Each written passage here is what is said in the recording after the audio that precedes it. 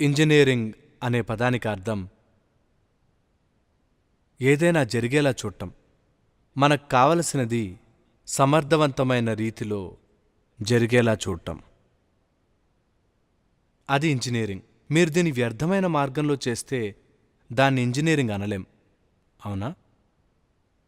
మనం దేన్నైనా చక్కటి ఇంజనీరింగ్ అని ఎప్పుడు అనవచ్చంటే, మనకి కావలసిన పని అతి తక్కువ ఘర్షణతో, అతి తక్కువ పదార్థ వినియోగంతో జరిగినప్పుడు.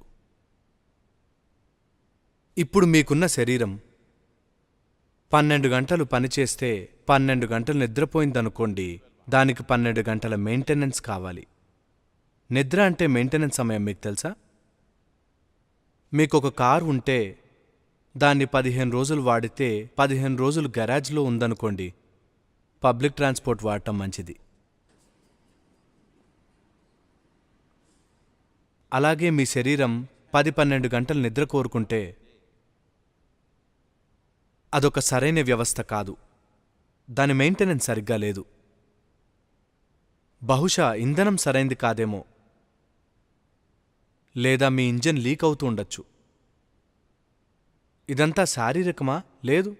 మీరు వైద్యపరంగా ఆరోగ్యంగా ఉన్నారని చెప్పినా, But still, if you need to sleep 8 to 10 hours, మీకు 8 నుంచి 10 గంటల నిద్ర అవసరమంటే, చాలామంది చదువుకున్న వారందరూ ప్రతి మనిషి 8 నుంచి 10 గంటలు నిద్రపోవాలని చెప్తున్నారు. అది మన శరీరం అనే యంత్రం పట్ల చాలా అసమర్థమైన అవగాహన కదా. ఈ గ్రహం మీద ఉన్న అత్యంత అధునాతనమైన యంత్రమిది, ఈ మానవ యంత్రాంగం. ఈ యంత్రం దాదాపు సగం జీవితం అంతా మెయింటెనెన్స్కే అవసరమైతే దీన్ని అధునాతనమైన యంత్రం అనలేం. ఇది చాలా సులువు. నేను మీకు 3 విషయాలు చెప్తాను. ఈ 3 విషయాలు చేస్తే మీకు నిద్ర అవసరమైన సమయాన్ని బాగా తగ్గిస్తాయి. చాలా సులువైనవి. వీటిని మీరు రోజుకి ఒక 10-15 నిమిషాల పాటు చేస్తే మీ నిద్ర కోట అమాంతం తగ్గిపోతుంది. మీకింకొక 3 విషయాలు ఇస్తా, చాలా సులువైనవి. మీరివి చేస్తే మీ ఆహార కోట మీరిప్పుడు తినేదానిలో 30-40% తగ్గిపోతుంది.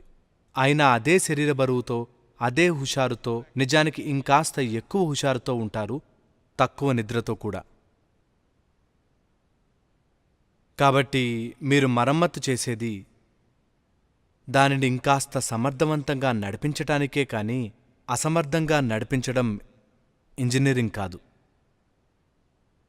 నేనొక అమ్మని, నాకొక ఉద్యోగం ఉంది, నాకు పనులున్నాయి, మీరేదైనా సరే పర్వాలేదు. మీరేదైనా, ముఖ్యమైనదేంటంటే మీరు చేసే పని ఏదైనా మీరెందుకు చేస్తున్నారంటే అది ముఖ్యం అనుకున్నారు కాబట్టి. మీరు చేసే పనులు మీకు ముఖ్యం అనుకుంటే మీరు ముందు మెరుగుపరుచుకోవాల్సింది మిమ్మల్నే.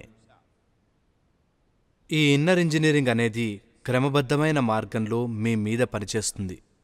మీ శరీరం మీదే కాదు, మనసు మీదే కాదు, భావోద్వేగాల మీద కాదు, అన్నిటి మీద. మీ శరీరం, మనసు, భావోద్వేగాలు, శక్తి అన్నీ అనుసంధానమై ఓ క్రమంలో ఉంటే ఈ యంత్రం ఇంకా ఎంతో సమర్థవంతంగా పనిచేస్తుంది. దానితో మీకు అవసరమయ్యే నిద్ర, కావలసిన ఆహారం, విరామ సమయాలు మీ శరీరానికి గణనీయంగా తగ్గుతాయి. అదే సమయంలో మీ పనితీరు పెరిగి మీరు మరింత సమర్థతతో పనిచేసే అవకాశం కలుగుతుంది.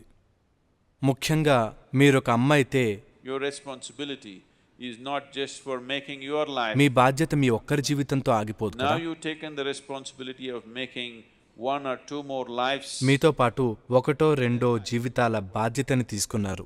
మీరిలాంటి బాధ్యత తీసుకునే సాహసం చేస్తున్నప్పుడు నాకు అనిపిస్తుంది మీరు ఇన్నర్ ఇంజనీరింగ్ తప్పకుండా చేయాలి. మీకు మరో ఎంపిక లేదు. మీరొక అమ్మ కాకపోతే మీరు ఎంచుకోవచ్చునేమో, కానీ మీరొక అమ్మ అయితే మాత్రం ఇది చేసి తీరాలి.